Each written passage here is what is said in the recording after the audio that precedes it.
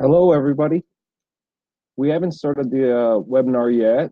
This is Ray Navarro with Griffeye, and I see that we've got a number of folks on, some early in the morning, some in the afternoon, some late into the evening. I just wanted to see if all of you could hear me just fine, if my audio is coming in, and that you see the Griffeye 101 splash screen up on your screen. Excellent, excellent. I'm getting a lot of confirmations, so that is great. We're going to give a couple of folks some more time to log in and start at 10 a.m. sharp. So we've got, I see Thailand, I see Switzerland, France, good old USA, Curacao, oh my gosh, Netherlands, all across the world. So this is excellent. Iceland, Canada. Welcome to everyone. So we will give everyone some time to get in, and then we'll begin. We have a minute to go, so bear with me, and we will begin.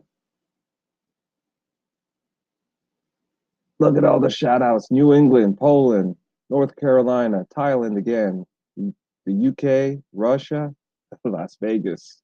All right. Wisconsin, India, Nebraska, Connecticut. I'm based out of DC, so it's mid-morning for me, and look forward to teaching you guys hopefully something new this morning.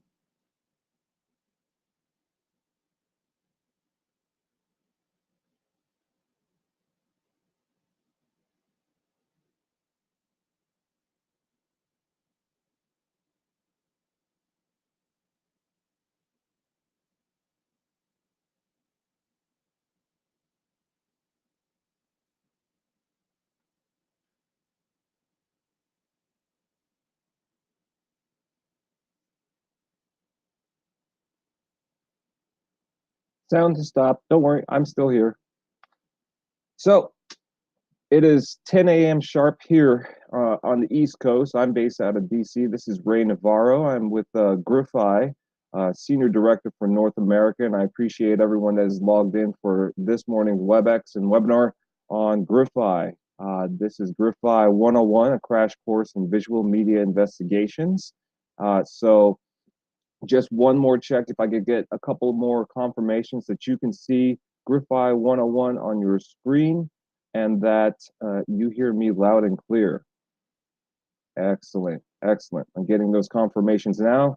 As you all can see, you've got our chat up on the screen for today's format. Because I can't hear you all, I would like to definitely open up the presentation, the WebEx to questions, but save those for the end. The presentation and practical portion of the WebEx is going to take about an hour, and then I'm going to save the last half hour to try to field as many questions as I can keep up with, assuming that you all may have some more questions. So to give you a brief introduction to myself, I'm the Senior Director for North America, taking care of things in primarily out of the United States, but taking care of Canada, US, and Mexico. And we've got a number of folks around the world joining us today. Again, some in the wee early hours of the morning, some late into the evening across the entire world. Last time I checked, we had just over 300 or so people at least registered a couple days ago. So love that we've got great attendance. So with that, I shall begin. Some of you may or may not be familiar with Griffeye, but what we try to help law enforcement with is a platform to investigate visual media. We're talking about pictures and videos. This is the premier platform for that. And so why do we do that? Well, pictures and videos are being produced on a massive scale, and it's just getting even more and more pronounced and exponential in growth as time goes on. You've got digital cameras, which are kind of older technology, but continue to make it easy for us to produce those kinds of images or produce images, period, and videos. surveillance cams. Everyone's got a cell phone, or at least two of them. You've got one for work. You've got one for your own personal use. Of course, you've got the internet to post all your images and share, and then your laptop to store them. All these different hard drives. Storage is so easy to get and cheap. It's inexpensive, it's accessible, and so they're being produced on a massive scale. What does that mean?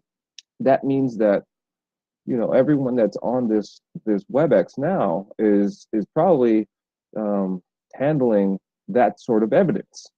With it being so easy to produce, it is also a big and important part of your investigation. Here in the United States, we've got the Department of Homeland Security. We have a specific subsection of it, Homeland Security Investigations, HSI, and just them alone in the type of investigations that involve child pornography, they collected over 6 petabytes of data in 2016. I mean, that is a staggering figure, petabytes. I mean, we think in terabytes, we think in gigabytes, but as far as a total, I mean, that is a lot of pictures and videos to mow through, and that is just for that one use case. You've got homicides to investigate. You've got gangs and trafficking and all sorts of other crimes, fraud to track and try to keep up with. And so, this means that you have a problem set that, how do you get through that? I mean, I'm going to keep going and referencing back to the child pornography case, but I mean, those cases, the largest case I've heard of single case involved over 22 gigabytes of pictures and videos. I mean, 22 gigabytes. You buy a laptop and they, by today's standard, 500 gigabyte, 1 terabyte, maybe 2 terabyte. This is someone that collected, hoarded, stored, and distributed. I mean, this is a wild, wild case. So you need something to help you mow through that. So the bottom line is you are overwhelmed with pictures and videos. And that's what we try to help you with. We're trying to help, and that's what we're going to go over. How do you get through that quickly and efficiently? So the whole idea is to, in the very beginning, you've got all your different sources. You need a way to process and analyze just that overwhelming amount of information. It needs to be automated and prioritized for you so that it's easy, and you have a running head start. And how do you do that? We'll go over that. And basically, it works off a model of having a set of knowns and having your platform, you're having your software figure out what you don't need to look at and where you should start.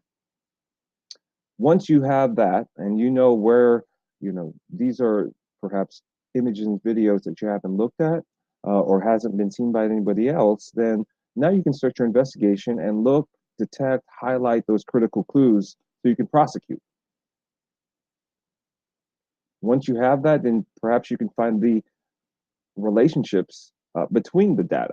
Not necessarily full link analysis, but each one of these image and videos, they're typically very rich with embedded information, primarily EXIF, but just from the pictures themselves, they can be indexed in such a way that any sort of visual similarities can also be quickly matched for you.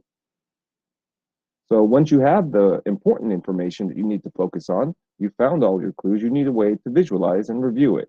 And if you're doing this, depending on what size your organization is, you've got a single agency, perhaps a police department, a sheriff's department, or a sheriff's department, sheriff's office here in the United States that may include a couple of examiners and a couple of investigators that do this type of work. And then you also have the national scale. You got TICAC, you've got the ICAC over here, you've got HSI and federal agencies, large scale organizations. It needs to be able to scale out from the basic level or smallest level out to the national level. And once you have that, you need to be able to manage and organize your information.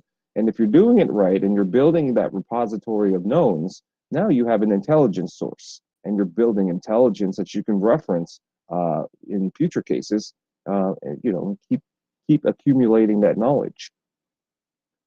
Eventually, the ideal situation is once you've accumulated that knowledge, you can share that information with other organizations and be even stronger in your investigations. Because what you'll see after today is how to cut down your work, but by building that intelligence repository, you're cutting down the work of not just your organization, but if you're sharing it, everyone else. So how does it work? Well, first, Griffeye is a open platform that is modular. The core of the program is to investigate media, visual media, and to build upon it, there is an API. So there's some integrations that are fully built in, such as video fingerprinting with F1, Microsoft PhotoDNA for photo stacking and deduplicating, Videntifier for very, very fine granular level object identification. Then you've got camera forensics if you want to be able to ping out and look for EXIF data on the internet. You've got social media identifier to leverage the social media artifacts that are in the that you can find in the images and videos. I mean, there's all these different ways, but the whole idea is keep it open, keep it plug and ready, provide that API openly to law enforcement and our users, and then other things such as integration or plug-in ability with HubStream, third-party tools such as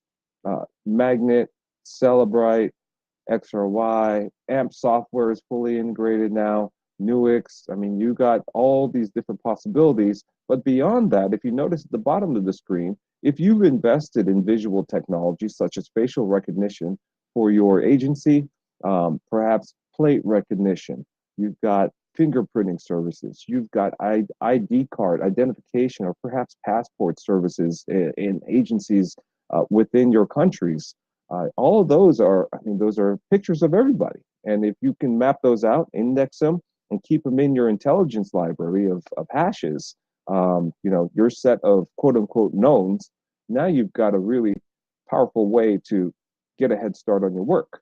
And that API facilitates plugging into your government-owned systems that you've already invested in. So this way, you don't have a company like ours trying to do what everyone else already does well. We can stay focused on what we do well, which is help you investigate pictures and videos. And then with that API, go ahead and plug in all that other technology to make you even more effective in your investigations. So I hope that all makes sense. And this visual, this diagram helps describe that in a really effective way. So what is being kept track of? So what we have here in the United States is we have a project called Project VIC, and it is a project geared towards those that investigate child pornography, child exploitation, those child sex abuse type of cases. And what is kept track of, this program started up about 5 or 6 years ago, and what it did was it provided a way for law enforcement to collaborate and share all those hashes of known CP, and be able to help others figure out, if their cases contain it, if they're distributing it, if there's victims in there. But the whole idea, or not just victims, but where they are, the whole idea was to make it standardize the way that information is shared through the JSON format, the VIX hash record, which contains everything from binary hashes to robust hashes and fuzzy hashes such as PhotoDNA, all the EXIF data. They're sharing the categorization so that they can say, hey, these are the hashes and knowns of child pornography. And if you are an investigator that does those type of cases, this helps you in a way that not just processing your cases, but also helping you with your mental health. So you don't have to look at something that someone, not just someone, but 3 other law enforcement officials have already said that is known child porn, known child sex abuse material. You don't have to look at that unless you need to validate, and you can focus on all the different things that haven't been seen by anybody else before. So that is the rundown on Project Vic. The whole idea was open standards and also changing the investigation workflow and mentality from just prosecuting someone for having the bad material to also getting you to a point where you can look at the rest of the material effectively so that we can start not just identifying the victims and the other victims that may be in the data set or maybe in the rest of the digital evidence, but also locate them. This is actually the original, napkin sketch of that idea of sharing, collaborating. And what I like about it is that it has almost forced the industry, the rest of the third-party tools out there, the forensic image acquisition tools, to also find a way to collaborate with each other so that you could share this information freely and easily between the platforms. And that universal language has become the Project Vic format, the JSON format for databases. Very cool stuff. So an example of that workflow would be from left to right. You've got your forensic tool, you've collected all your images, and then you would pump out all those different, just the images and the videos to send it into a software like this to just go ahead and start your investigation on all the visual media. If you want to work in a team environment, you can set it up in a collaboration server setup where everyone is able to work collaboratively, simultaneously on the same case. I had mentioned the case that involved over 22 million images. That's a lot for one person. So perhaps splitting up the work and being able to work real time all in the same case is ideal. And eventually, you're all saving all that work, all the hashes that you're collecting from case to case to case, so that you can reference them perhaps in an enterprise setup and build out that intelligence library and repository of known hashes. When you're in that situation, you've got a really, really good setup for the future. So I had mentioned the open API. An example of that, and a great example of that, is the work that we've been doing with one of our partners, Magnet. With the Axiom platform, that's kind of a one-stop shop for collecting all your images, right? You can image your hard drives, you can take your cell phone dumps, you can grab some internet artifacts and put it all in one place.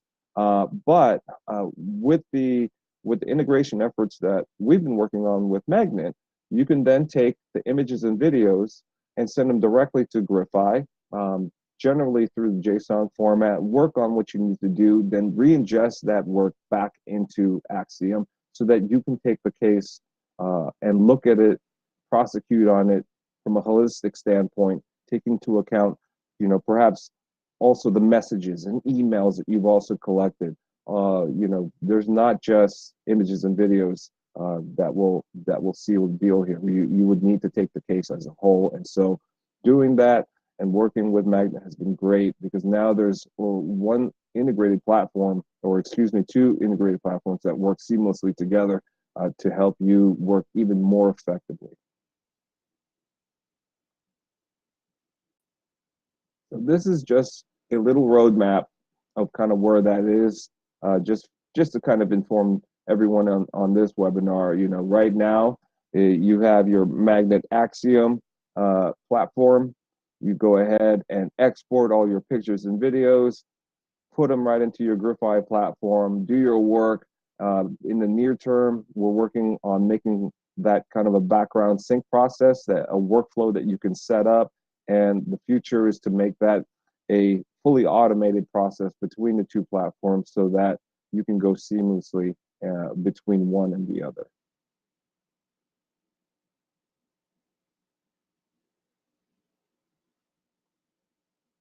So let's go into some of the more core functions, the techniques that you would be using within Griffeye. First is visual matching. How do we do that, right? You've got binary hashing, you've got robust hashing. So going back to visual matching, that is done through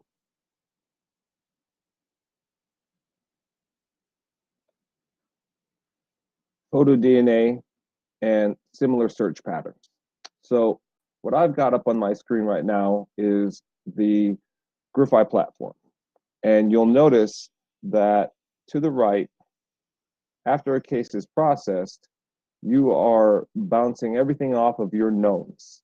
The whole idea is you've got hash databases. So off here to the right, you see that items were already categorized for you. And you've got so many in non-pertinent, so many in, non-pertinent, one-offs and files of interest, and a set of uncategorized, right? How is that done? First, you've got hash databases. These hash databases, as we mentioned, house the hashes, the binary hashes, specifically SHA-1 and MD5. If you are able to get SHA-256, 384, and also 512, it's keeping track of that. You've got a way here to set up your known hash values. On top of that, you're also keeping your PhotoDNA hashes. And so there's different ways to do that. Besides those that I had mentioned, you also have, if you notice, NSRLS that you can pump in. So what does that do for you? Well, here in the United States, we have the National Institute of Standards and Testing, which goes ahead and baselines all the different software that's available and that the government uses.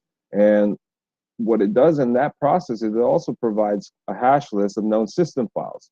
Well, every time you image a hard drive or say a specific operating system, you got a set of files that you're going to get every time. The system files, there's probably at least generally over 60,000 of those files each time that you will recover and parse out.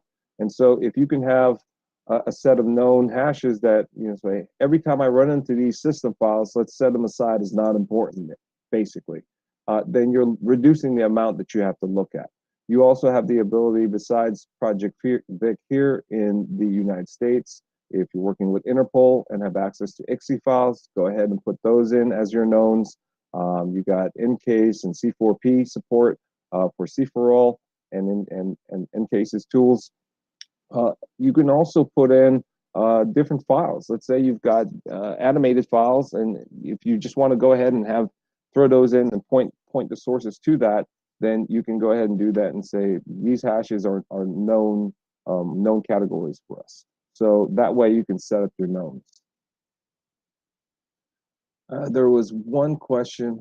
Let's see. I'm going to take 1 second here. I'm seeing a lot of folks now or have been having trouble with their browsers. Chrome is probably the best way to use WebDAR Ninja. So those on Firefox or any other browsers, I'm sorry for the troubles you've had, but with Chrome, it's probably your best bet. Looks like Safari works as well. So I hope that clears that up. And the other, I see a question here about FTK. Yes, FTK is also supported. So in this case, let me show you what you would be able to ingest. If I hover over forensic images, you can go ahead and you can ingest raw images such as EO1s from your imaging tools like FTK in case. You've also got support to put in ISOs, DINs, RAWs, DDs, IMGs, PNGs, and VHDs. So if you want to go ahead and put those in, you can put them in directly and just point to ingest those sources.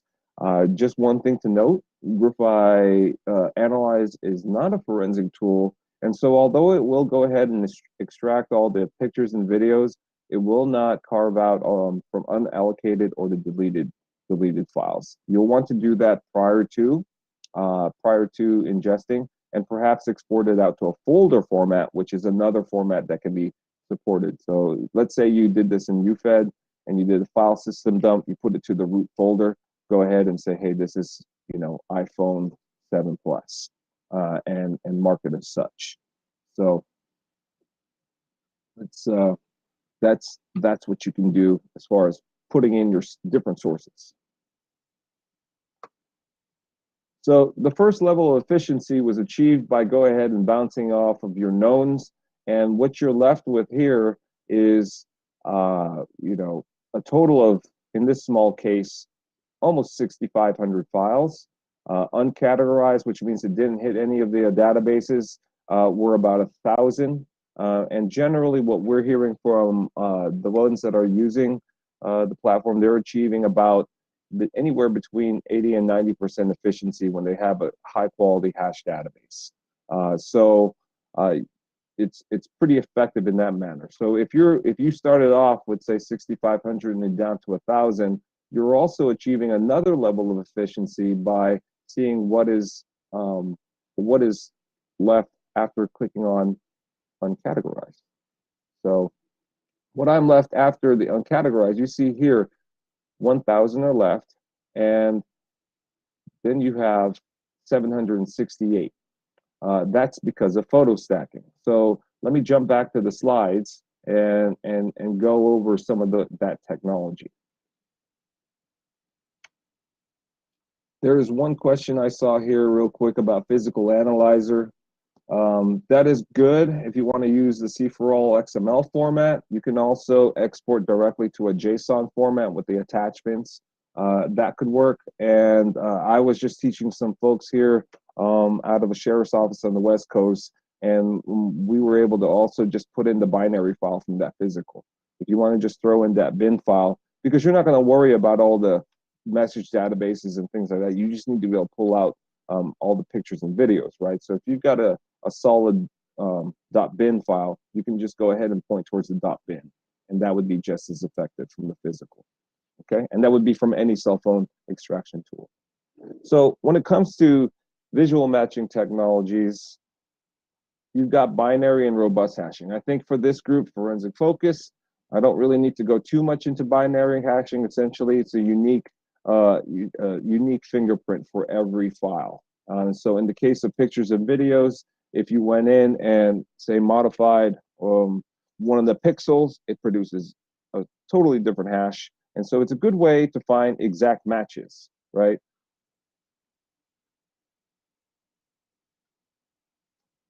So in this case, you've got, say, for example, this dog, and its MD5 hash is such. If you find another file, you run into another file that has the same MD5 hash, you got a match.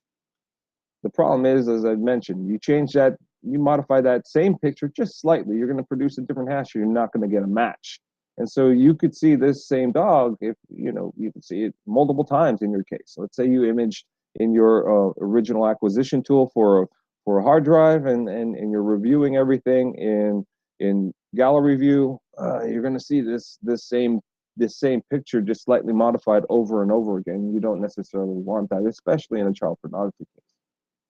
So you've got robust hashing. Robust hashing, essentially using PhotoDNA in this case, allows you, regardless of file format, size, maybe a slight change in hue, to just find the same images and stack them, and allow you to deduplicate right off the bat before you even start your review. So what do I mean by that? In Griffeye, let's say you've got these fruits here. It looks like grapes, they're actually gooseberries. And if I hover over the top left corner of the thumbnail, you'll notice there are 6 visual copies. Now those 6 visual copies, let me expand this just a little bit. Those 6 visual copies reside in these folders. You notice I've got 4 different sources for this, actually 5 different sources for this data set.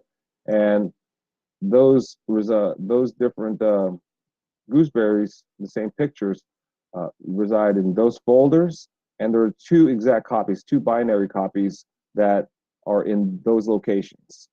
So the data set included 8 8 of these grapes, and you would have normally run into these grapes 8 times, and that's a lot of work, or it could really total up to a lot of work, especially if we're talking about the rest of them. So with the six visual copies, the 2 original JPEGs, same exact size. You notice the other one is a ping in a different resolution, or is a ping file, and the other one is an additional ping in a different resolution. So those are the visual copies. Here is the binary copies, but you are only reviewing this once. And if you want to go ahead and categorize that, you notice that there's a number corresponding to each category. I'm going to change this to category 2 by hitting the button number 2. And now all 6 of those files have been have been categorized with category 2 in this case. This is a generic use case that you're seeing on your screen right now. So that's your next set of efficiency. You've got 1,000, but you're really only reviewing, if you look at the number and the figure down here in the bottom, you're only reviewing 768. So you just removed about 300 items from your view to as far as reviewing.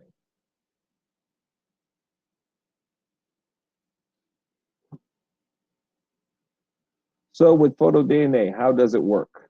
PhotoDNA is essentially a way to normalize photos. It takes an image, turns it to black and white, turns it into a square and grids it out.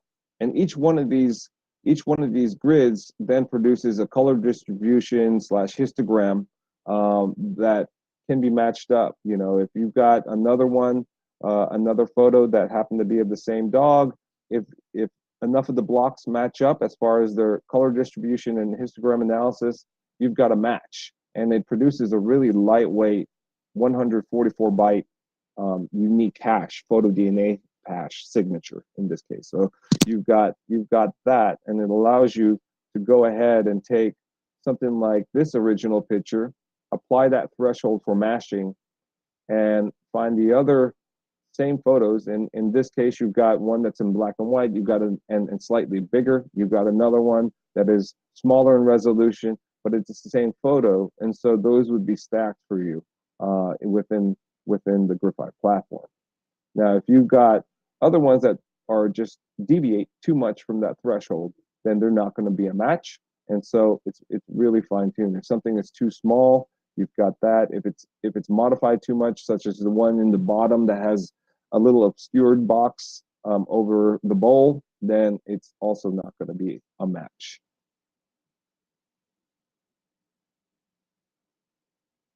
So this allows you to quickly group them and essentially deduplicate, stack them in your review. In that, when that happens, then all of the different duplicates or visual duplicates end up getting pre-categorized, and you're already hitting the ground with a running start, and thereby eliminating things that you don't need to see, especially if they have been pre-categorized as non-pertinent, not important, essentially. And so you're just whittling away all that work before you even start. So before we jump into metadata, let me show you what I'm talking about when you're also leveraging the visual similarities. So let's say, for example, you've got a photo like this.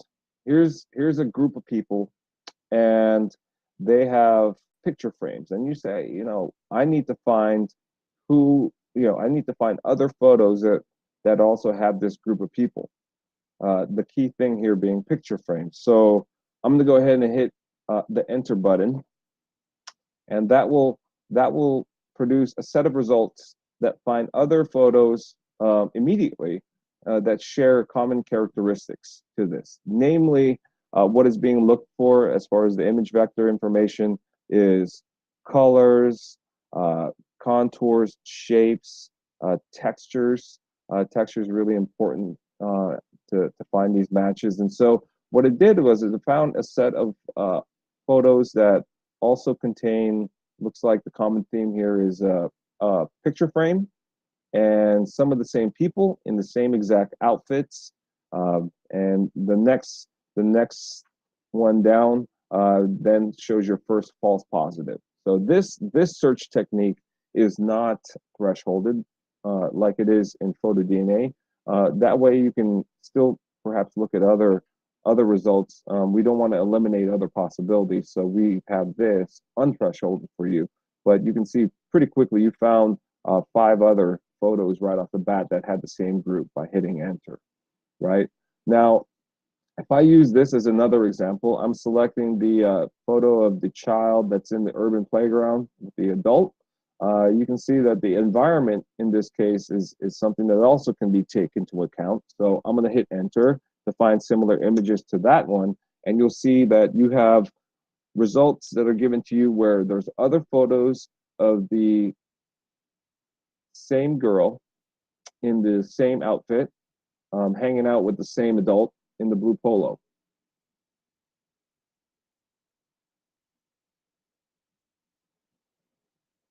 If I scroll down through some of the false positives, you'll see that you've got some false positive results, but the results aren't too long. There aren't too many to have to go through, because here's another one where it's the same adult in different orientation with the same young girl.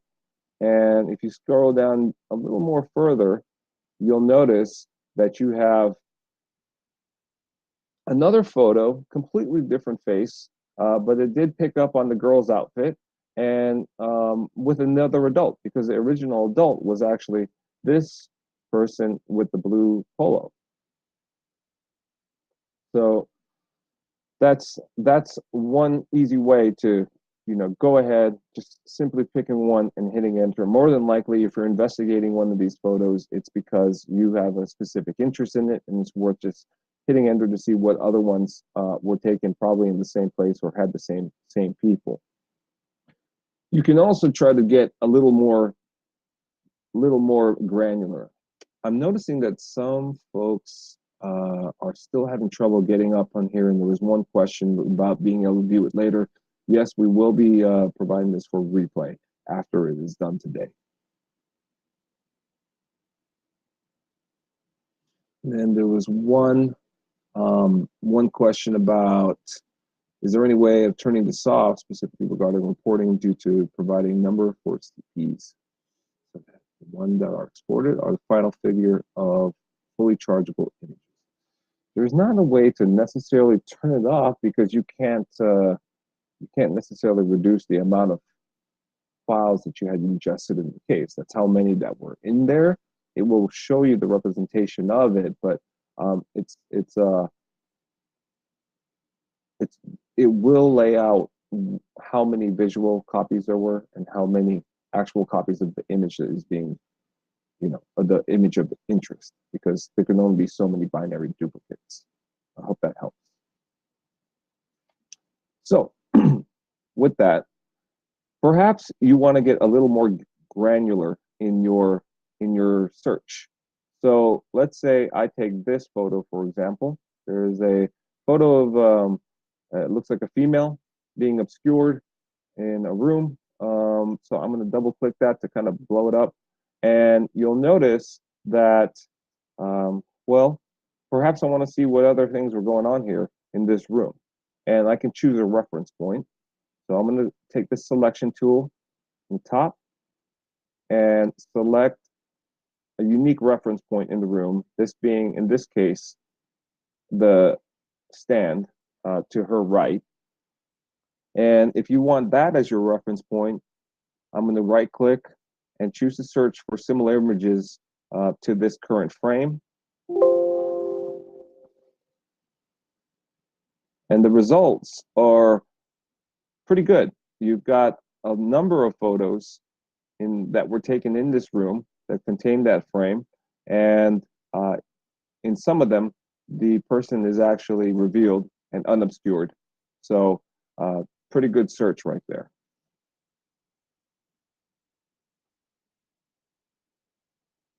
Now, what about metadata? Metadata, I mean, it's in almost all your photos. There are going to be definitely cases where it doesn't include metadata. But when it does, I mean, you've got a wealth of information that you can compare against and look for. So, you know, everything from the basic stuff like when it was taken, when the photo was taken, where it was taken, perhaps with GPS data, the camera model, serial number, you know, the resolution. I mean, you've got all this different metadata that can be that is very useful information for you. So what happens when you have that?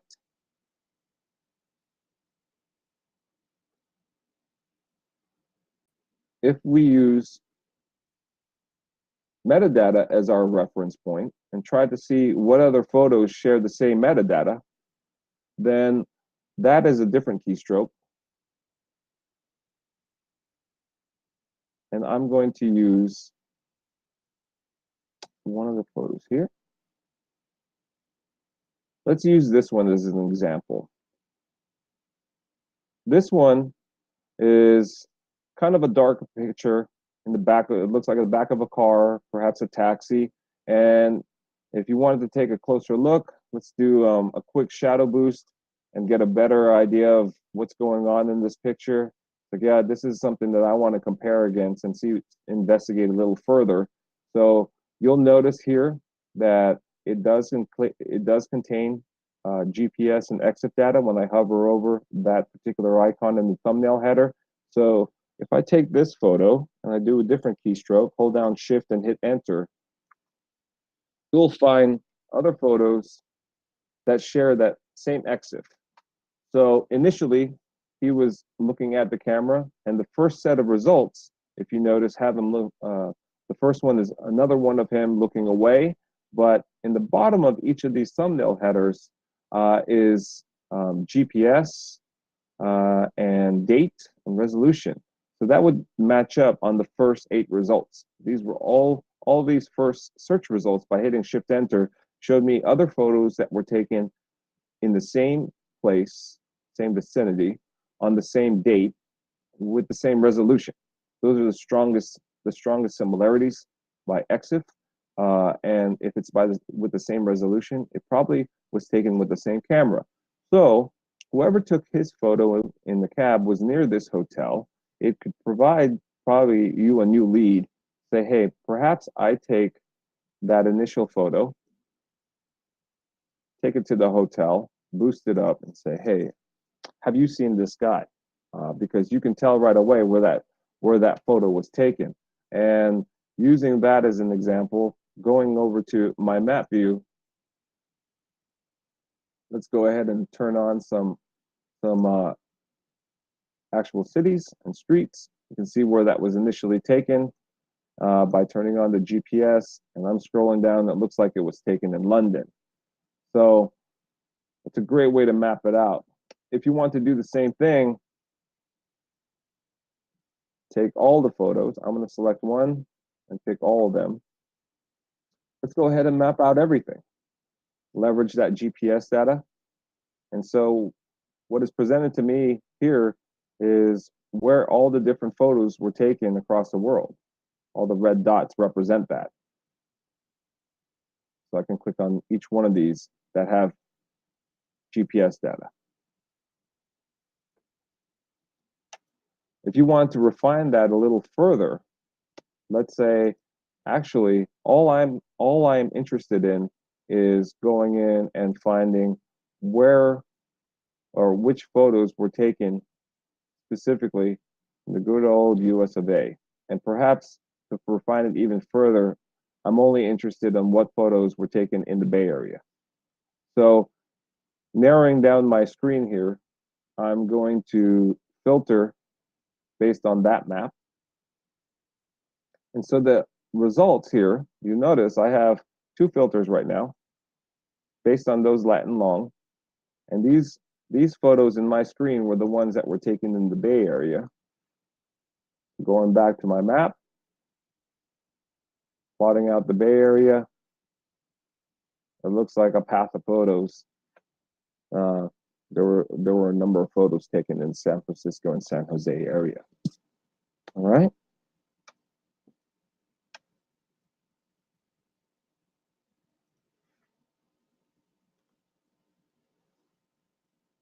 I had talked earlier about AMPT and the integration efforts. So I just want to touch on that a little bit. Again, with that open API, you can see that AmpTier is one of the ones listed on this diagram that I want to key in on.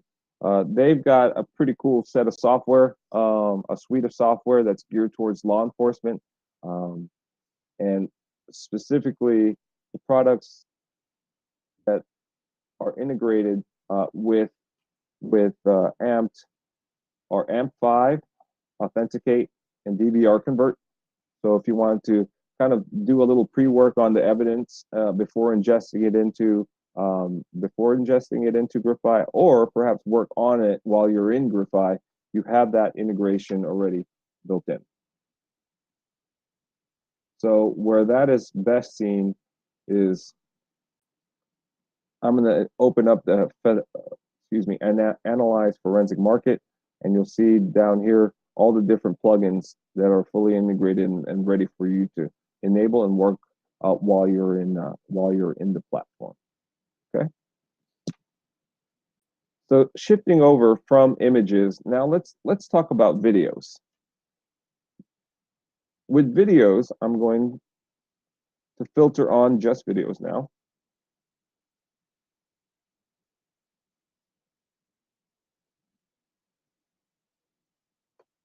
You'll notice that videos are presented to you in a 64-frame storyboard. That way, while you have videos up, you can get a good sense right away whether or not it's worth taking a look. So if I took this one and I want to do a quick triage, a quick review of it, I can take my mouse and mouse over it just to see what is happening in each video. Nope, nope, nope, nope. This is all junk, right?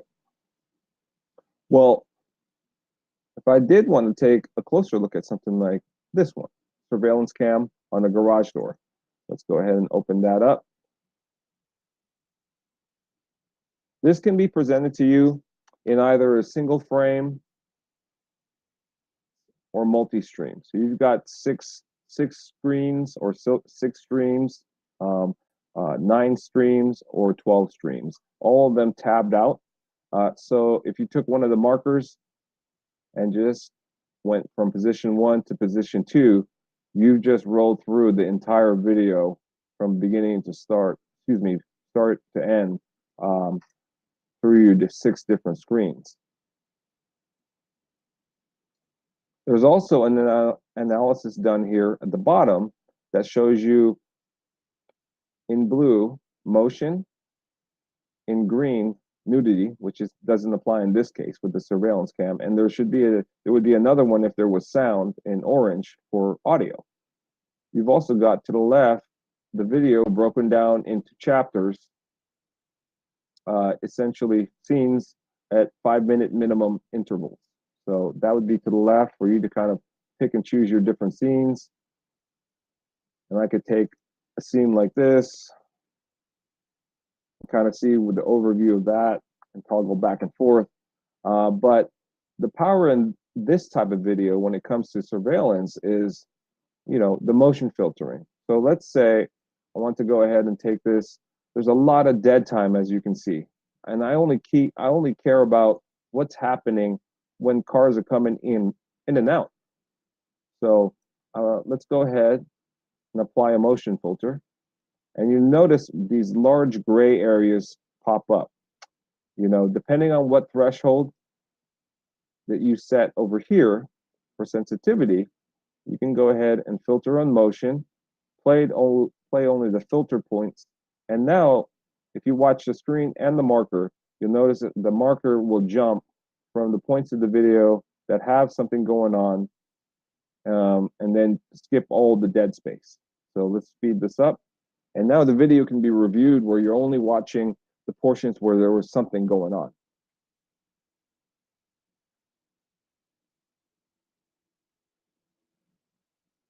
All right.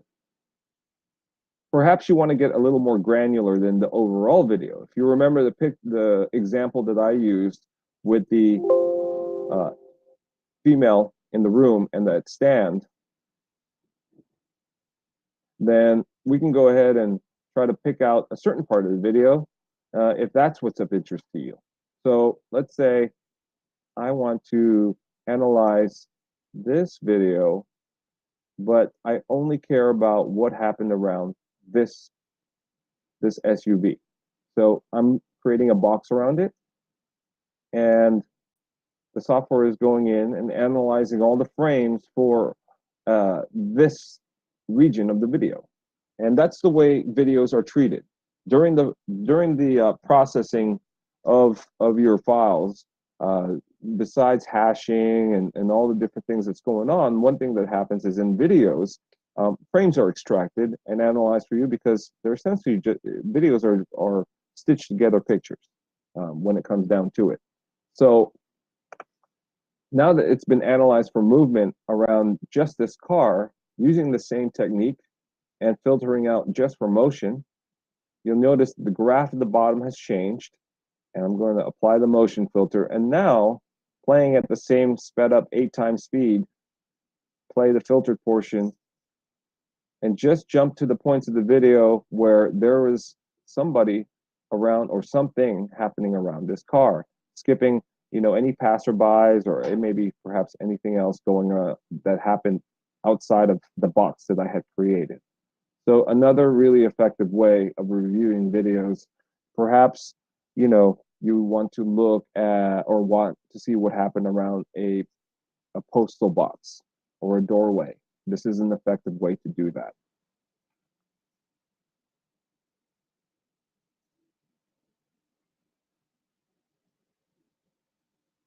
Now, jumping back to images, let me go back to the thumbnail view and clear all these filters. One thing that I would say at the end of your investigation is a good quote unquote check your work search would be for thumbnail mismatch. So we're going to filter on photos that do not contain or that contain embedded thumbnails within the JPEG or the PNG file that do not match what you see here. So let's say you had acquired, created your image in another tool, and you're doing a review. I would also probably skip over files like this where it's hard to see what's going on. These are low quality, probably really small images, but the thing is, with the thumbnail mismatch filtering, it tells you, let me click on this little dialog, create this dialog, and tells you that there's other thumbnails embedded within that picture. So the first thumbnail is not too bad. The original, that's in this case, is a 50 by 50. And it looks like there's another image that is embedded in there, that is a 160 by 120. It's okay. It gives you a little bit of a better picture, but it looks like there's more than one. And that if we toggle over to the next image, this is a much better one, probably of the original at 570 by 375. And now I've got a much clearer face, and I can work with this. So this is a good check your work technique. That's what I like to call it, where you can look over the things that you may have overlooked, if you will. So that's one way. So all of these different things that I've shown you, these are things that you can do within the platform. You could be on a closed network, gap system, and you'll be fine. But if you do have access to a white line and an open internet, there's also ways to leverage the information that's embedded in the data set for using our external third-party tools, tools that ping out of the software. So what do I mean by that?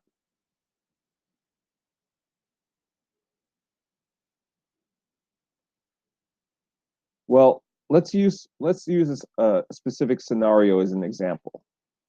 You've got a case, and you recovered a laptop, a phone, and also recovered a digital camera, a DSLR in this case. So go down. That digital camera happened to be a Canon EOS 450D. In this case, there are 108 photos that were taken with the Canon EOS 450D. So let's filter on that. And in this case, this is actually the victim. So you're seeing a lot of photos that were taken of the victim. And you notice that when I hover over this, it matches up. This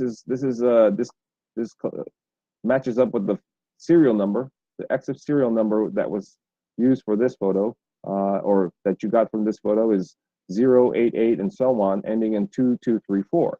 Well, I want to find other photos that were also taken with that specific serial number. So I'm going to go ahead and right-click it and find the photos that were taken with that specific camera body serial number. The results being these photos. Well, if you look closely at the thumbnail header, it looks like there's also a match on camera forensics. Now, I got some folks here from the UK. There's a person out of the UK, Matt Barnes, who started a site called Stolen Camera Finder. He lost his very expensive DSLR, and to try to find it, he created a web crawler tool that basically indexed indexed EXIF data from the internet, open source, and waited until somebody posted a photo that contained EXIF, which matched with his serial number for his camera. And one day he did get an email, and it worked, and he found his camera after that. Well, if I hit camera forensics, it will bring me out to the cameraforensics.com site.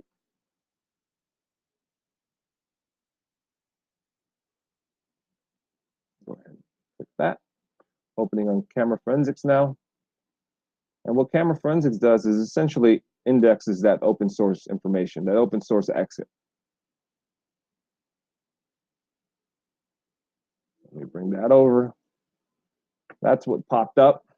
And I actually was here, and that photo with that serial number matched up. And one of the photos that was taken was posted to this blog. And if I click on that source, it actually brings me to the Norwegian blog site for what appears to be the owner of that camera. So it's a good way to kind of leverage that information. If you have that EXIF data, go ahead, or excuse me, if you've got a match on camera forensics based on that EXIF, it will tell you, and it can also help you kind of track down on where that photo or who took that photo, or where that photo was taken, or who took it. Now, what if you don't have EXIF data? Well, you got a problem. Especially in the case of social media. So let's go and clear these filters again. And now filter on social media identifier. Now this tool, if I filter on Facebook, what's the problem with social media posts? Well, the EXIF data gets stripped out. These are photos that are posted to the internet, and you've got what Facebook, for example, Facebook will do. It will go ahead and post it. It will rename it and post it, but it won't contain the EXIF data anymore. It'll be stripped out. So if I take these guys right here, this group of buddies, and I see that the social media identifier icon is lit up, I can go ahead and click on social media identifier, and it will take me to the Facebook site from which it was downloaded. And you'll notice that in this case, he's also got his buddies unobscured because it's from the original photo. So that's a way to kind of leverage that information, even if the EXIF is not present. All right.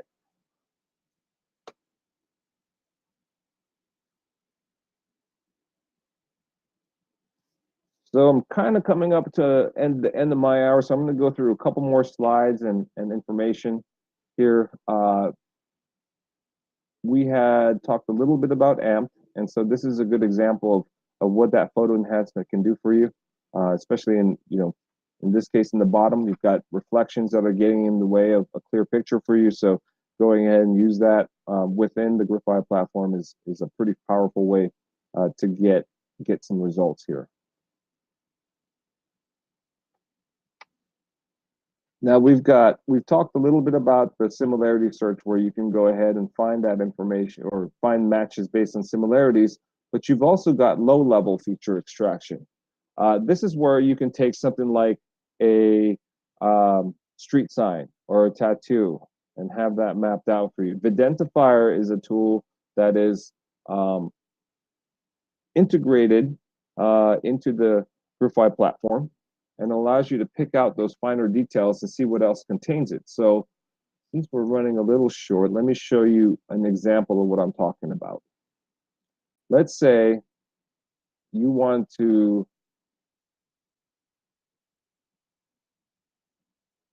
find other pictures that contain this tattoo. With that Videntifier technology, what it will do is it'll create unique digital fingerprints for 300 points in the picture. You know, those are typically at hardline edges, high contrast points. And so when you do that, you want to find where this Rivera Kills tattoo exists in any of the other photos. It found it first in this mugshot, where it kind of had a bad day. And then you've got another mugshot where it looks like he had a much better day. But with the work of the other folks, who, if you notice, these are bookmarks, associated him with 3 other gang members that led to other relationships. But the point being here, kind of looking at this photo as your starting point. Okay.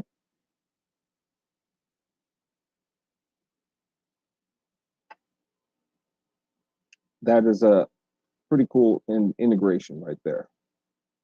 So other examples of that would be this mural, where you can see all the different points that were pulled out of it, and digital fingerprints created to find other photos of that mural. Or in this case, you know, depending on what you're keying in on, whether that is the back wall or the person, perhaps logos, those are the matches that were found. And you can see this imaginary person where in one case the ears are matched up and the eyes are matched up. And so a good way to kind of visually see what we're talking about as far as really low level object identification.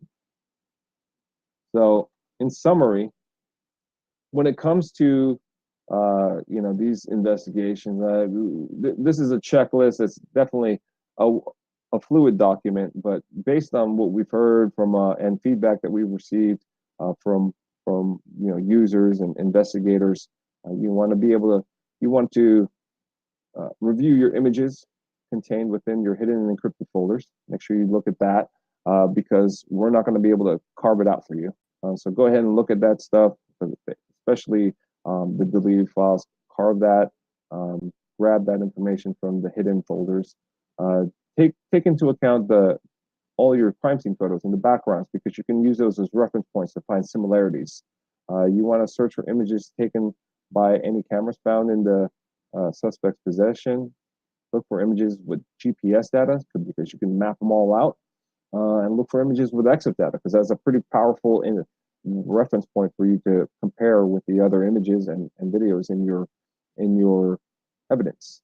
You want to review images with largest file size first, because those are probably the most important for you.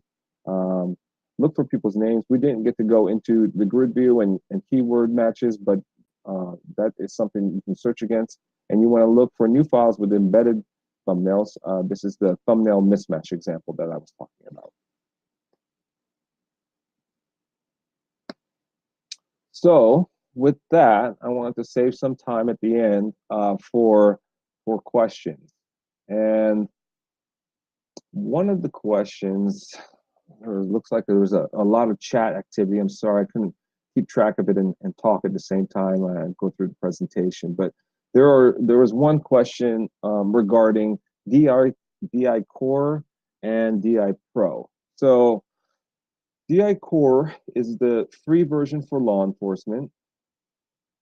And the best way to explain that is if I go to the forensic marketplace, this tells you what is reserved for Pro in the blue, and what is free for what is in core version. Now, the only one that's not in blue is camera forensics. Camera forensics is included in Pro, but not included in core. So I hope that answers that question.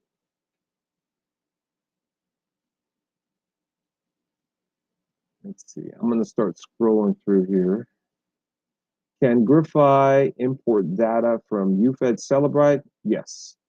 So in UFED, there is an export function that I believe contains the Griffeye logo that will push out a JSON file and a folder with attachments.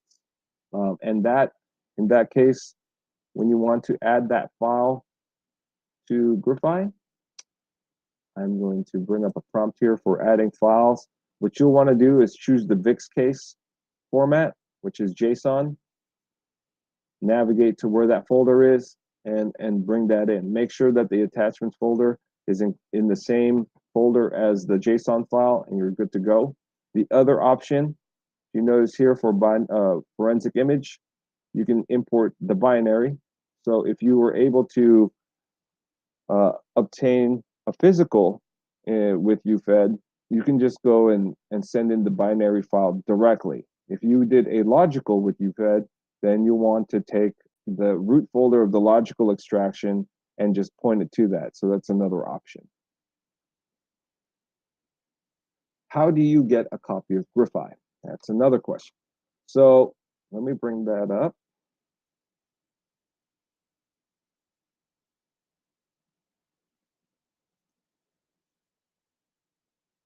Let's see. So what you'll want to do is go to griffeye.com, and over here in the top right is My Griffeye, and you want to go from griffeye.com to My Griffeye in the right, hover down to register, fill all of that in, and then from there we can help you with getting a free license through if you're looking to get a DI core license.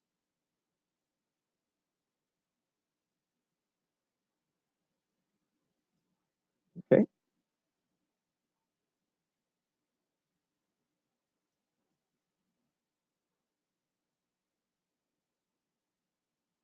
Next question is, do you see Griffeye continuing to provide the DI core for law enforcement for the next several years? I mean, that is our commitment, and we haven't changed it for the last, I think, 6 years. So it's hard for me to predict the future, but I know that we want to keep supporting law enforcement, and now we've not just continued to provide the core/free version to law enforcement, we opened it up to all law enforcement. So I think that's a good sign. It used to just be a pro bono version for those that investigated CSA cases, child sex abuse cases, but now starting this year, it is a free version for all law enforcement. The latest physical is Analyzer 7.2, and it's still exporting an XML and not a JSON. I'd have to double check with Celebrite. Unfortunately, I don't have the latest on where they are. I know that initially it was a C4all export, and the idea was to get it to pump out in JSON. But even if that's the case, the workaround at this point is just to go ahead and, when you choose your import choice, I would go either binary if you got the physical, go ahead and put in the binary directly, or do the logical folder if you've got that.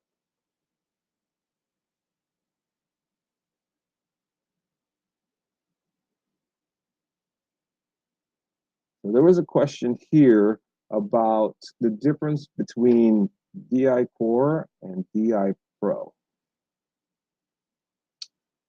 So hang on 1 second. What I'll do is take a little time to explain that some. You can bear with me. I'm going to bring up another slide deck here.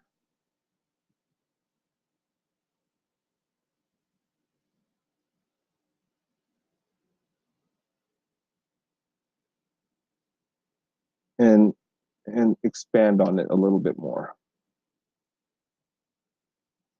So with DI Core, the first difference is in the fingerprinting service, the database manager. Whereas before you had, well, with Core, you kind of have to keep it as a locally maintained hash database. But with DI Pro, you connect unlimited other DI Pros to the same hash database. So that's one big difference. I didn't really mention that. It's a finer detail, but if I kind of stick with this slide deck here, the user interface is pretty much the same. In reporting, you have the ability to create additional templates in DI Pro. So yeah, that's one difference. It's a difference worth noting. So jump across here. Video utility pack. We did the work within the video when it comes to filtering out motion, taking a very specific region of the video and filtering on that region, analyzing it. That is part of the video utility pack, which is only in DI Pro. Everything as far as categorization and intelligence features like folding, tags, bookmarking, series, annotations, those are all the same across the board. Except for annotations. We didn't really go over that, but it's a way to mark up the photos with your own comments directly onto the photo. Alerts and notifications, pretty much the same. But the big difference came in the apps. So I had brought that up last time. Let me jump back to Griffeye here. So in the forensic marketplace, the ones that are included in, let's just say, the ones that you have access to in Core are the Forensic Utility Pack, NCMEC Utility Pack, VIX OData, and the NetClean app. So that is the biggest difference. Everything else here that I have in blue and camera forensics, those are reserved for the DI Pro version. So the ones that would probably affect you the most are the video utility pack. When we went to the Facebook page from the photo, the social media identifier, camera forensics, where we went to any other sites that had the same EXIF on the internet as far as the photos that were posted. Those are probably the key apps and capabilities that you'll be missing out on with the Core version. And then with the Pro version, you also have access to not just AmpTier third-party integration, but most of the other integrations down the path that we're working on with other third-party tools. So those are reserved for the Pro user. I hope that answers that question. Now with the densifier, I'd have to get back to you on the pricing there. It is a separate third-party license, but it does require you having the collaboration server instead of the DI Pro license. Just because, as I'd mentioned, with the densifier and the object identification, what's being created are 300 fingerprints per photo, and so that's a pretty heavy load, especially for the database. So you'll want to be on the server license instead of just the individual workstation. So there's that. But the server license starts at $5,000 US. I'm not sure which country you're in, so we can talk about that later on.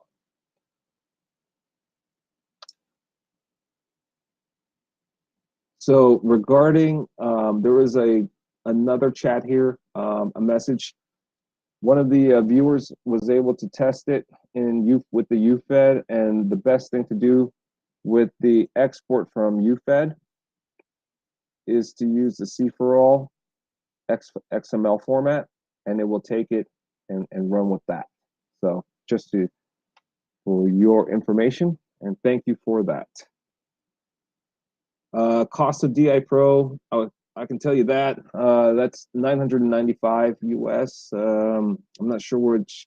Let's see, Larry Harrison. So it sounds like you may be here in the US. Just about $1,000 bucks. And Yeah, other question I have, this may be in-depth, but does Analyze make use of multi-core processing such as 8 to 16 core machines? If so, is this configurable to adjust the amount of threads allowed for Analyze to use? Great question. Yes. Griffeye will leverage all of your cores and distribute the workload and all the different tasks and processes across all of your cores. If you have that sort of setup, it's actually the ideal setup. It will also take advantage, obviously, of all your RAM. At this point, not necessarily or not really leveraging GPUs yet, but the hope and plan is perhaps to do that in the future. But yes, with multi-cores, most definitely, because we are running several or multiple processes every time processing a case. So I hope that answers that question. Are there any other questions that I missed? If it was early on, I probably missed it as the stream of chat messages came through. Please be happy to.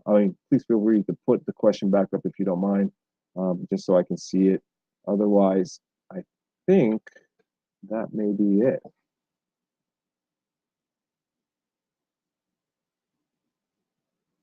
Free trials. Okay, here's another question. I see free trials on the website. How to go about a point of contact to test the software. I am a point of contact, but the best thing to do, I'll put my point of contact information up in a second.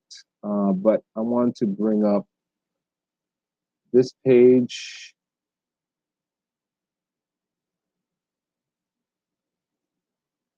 One second.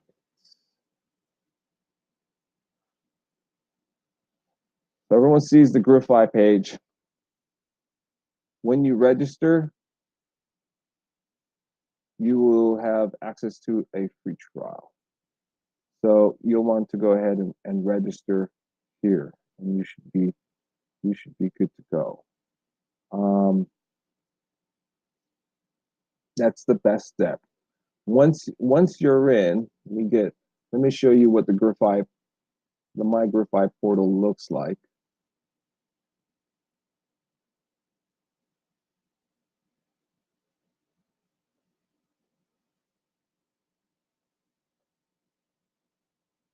Bear with me 1 second while I bring up this web page. So once you're in here, this is the Griffeye portal, and I've logged in with my login. And on the top right, you've got products. So I click on products to obtain your trial. All that registration page will do is get you an account with your My Griffeye account. Make sure you use your agency email address. But you'll notice you can either obtain a trial, which will be a DI Pro trial, or a DI Core license, both of which show no cost, free in trial. You can add that to your cart. Let's say, for example, the DI Core. Add to your cart out, and then you'll get an email with that license, and should be good to go.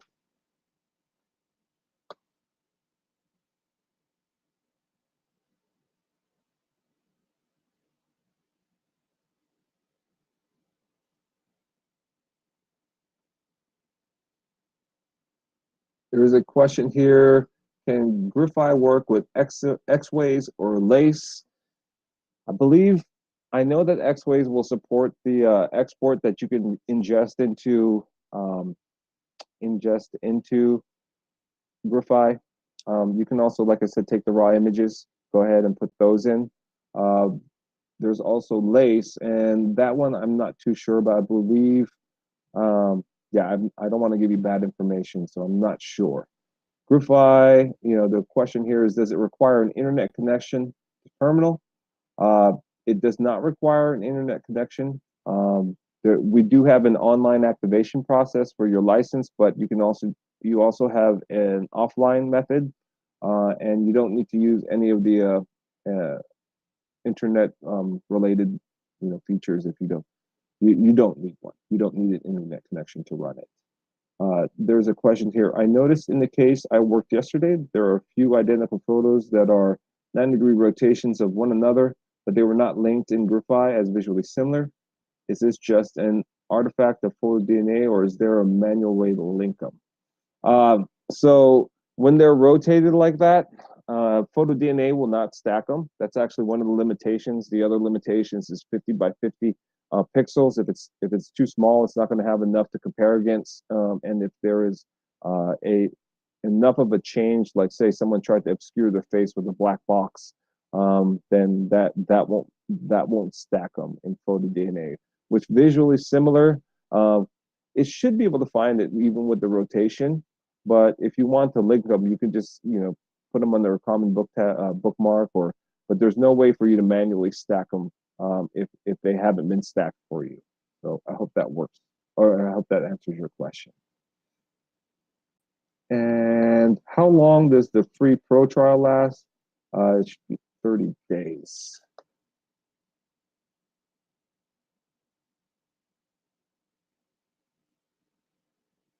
Yeah, 1 month. 1 month for the trial. So what I did was I brought up the trial license that I could also add to the cart and just check out, and it says subscription length is 1 month.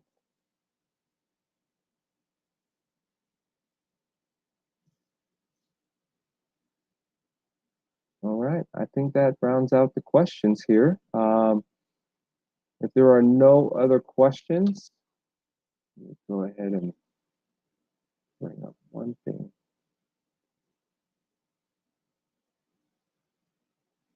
So some of you wanted my contact information, so I'll go ahead and put that up on the screen for you. And with that, I guess this will conclude today's webinar and WebEx. I truly thank everyone for joining us today.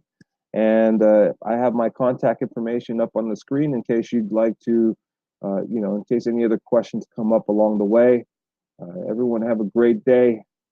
It's amazing to see the turnout that we have. It's all across the world, all different times of the day, and I truly appreciate your time today. Thank you very much.